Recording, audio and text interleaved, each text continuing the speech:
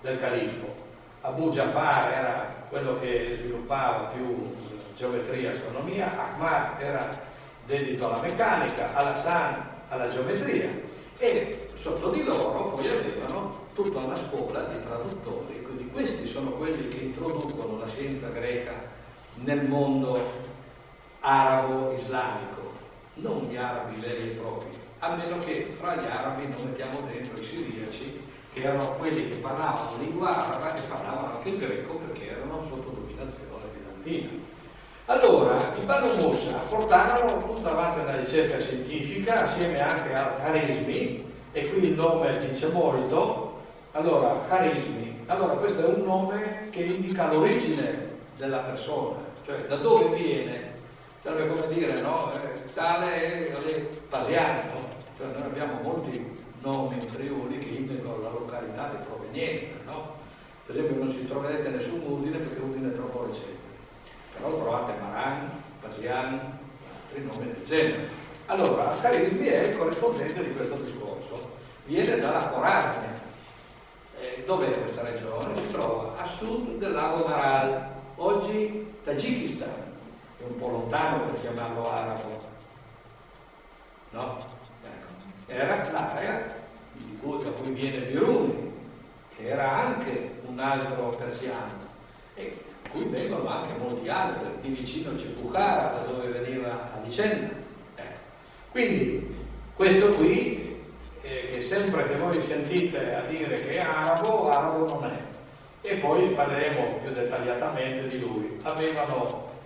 Conducevano osservazioni astronomiche, avevano una scuola di traduttori, ovviamente nella loro scuola poi si sono inseriti anche persone di origine araba, che poi pian piano si sono sviluppati all'interno di queste strutture. Furono i primi a studiare i lavori dei matematici greci e poi divennero molto ricchi, appunto, che ebbero anche dei problemi a palazzo per motivi di giochi di potere, congiure, cose del genere.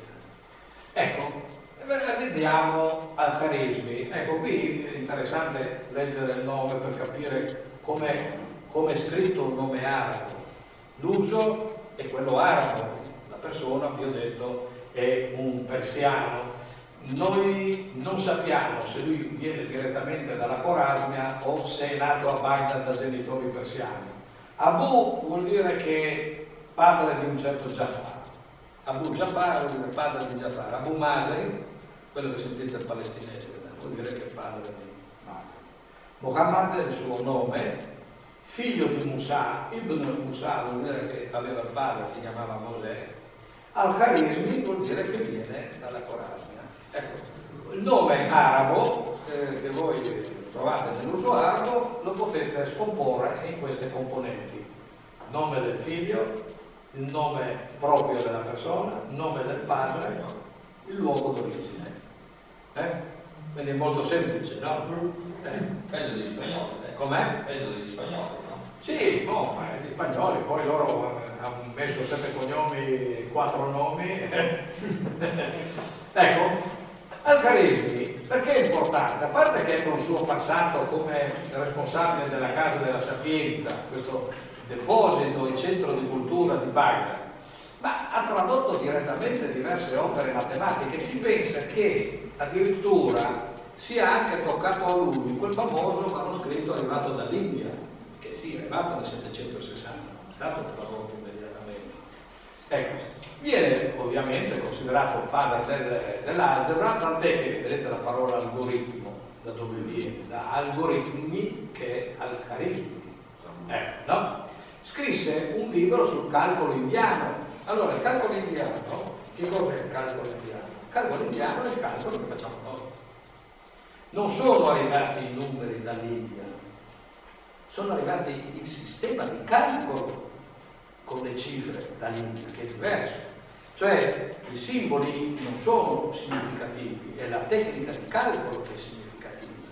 E quello che loro scrivevano sono dei testi sul sistema di fare i calcoli, usando delle cifre, non delle lettere dell'alfabeto, non un sistema sessagesimale ma molto spesso un sistema centesimale, quindi era tutta una rivoluzione del sistema dei calcoli.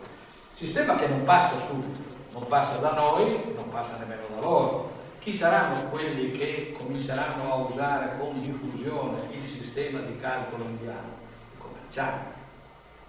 Perché? Perché negli osservatori astronomici c'erano i cosiddetti calcolatori, cioè delle persone abilissime nel fare i calcoli, che non avevano bisogno di cambiare il sistema di numeri.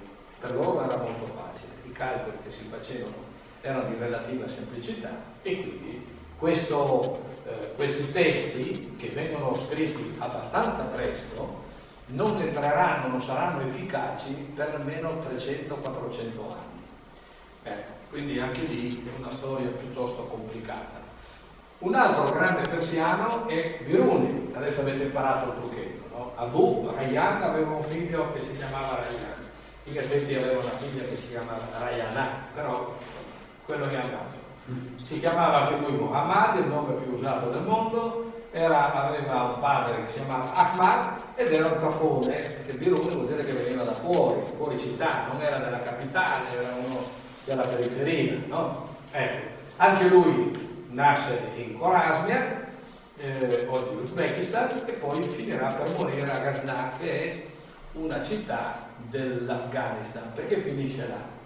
Perché là c'è un ex generale, ex schiavo, ex generale turco che prende il potere e viene a costituire un grande impero afghano che arriverà fino all'India, tant'è che per incarico di questo Mahmud lui scriverà un trattato che si chiama proprio l'India, un importante trattato che è un documento unico di quel periodo che fotografa la situazione dell'India. Era un uomo dalla cultura enciclopedica, scrive di tutto, matematica, medicina, astronomia, filosofia, scienze, storia, quel libro che tratta appunto dei sistemi di datazione dei popoli antichi, in cui maltratta gli arabi e via avanti, la cronologia è opera sua. Ha fatto solo a 17 anni, ha calcolato la latitudine di Kaf, che era la città da dove lui veniva, calcolando l'altezza del Sole. A 22 ha già scritto dei trattati, incluso uno sulle tecniche di proiezione per la costruzione di mappe terrestri, mappe celesti. Scrive il trattato che vi ho detto, cronologia, in cui fa riferimento a un precedente lavoro sull'astrolabio. Ecco, sull'astrolabio concentrerà poi la parte finale di questo mio intervento. Uno ovviamente sul sistema decimale, 4 sull'astrologia. Uno di questi dell'astrologia l'ho tradotto dall'inglese all'italiano perché era un libro che meritava, veramente un libro eccezionale. Ha migliorato anche la misura del raggio terrestre, ha misurato, cosa che era con una tecnica che era già prevista dal Barco, ha misurato la differenza di longitudine tra Ghazna e Baghdad. Cioè, perché fare questo tipo di calcolo, trovare questa differenza di longitudine? Perché l'Islam vuole che le moschee siano dirette verso la Mecca. Allora, se voi non conoscete esattamente le rispettive posizioni, latitudini e longitudini, non potete calcolare la direzione della Mecca. Allora, anticamente cosa si faceva quando questi calcoli non erano ancora possibili? Si faceva semplicemente, dice, per dove si va per andare alla Mecca? Si va a piedi di là e si giravano le moschee da quella parte. Oppure c'era verso sud, perché? Perché da Medina la Mecca era verso sud, così è stato da Damasco per secoli. Al Cairo ci sono 7 direzioni della Mecca, quindi questo fa capire che il sistema non era così consolidato. Ecco, invece lui trova utile, quindi il fatto che lui adopera questo sistema conosciuto dai Parco ci fa capire che lui conosceva le tecniche dei greci e quindi anche di Parco. Quindi con questo Abul Waqfa al-Burjani, che era un altro persiano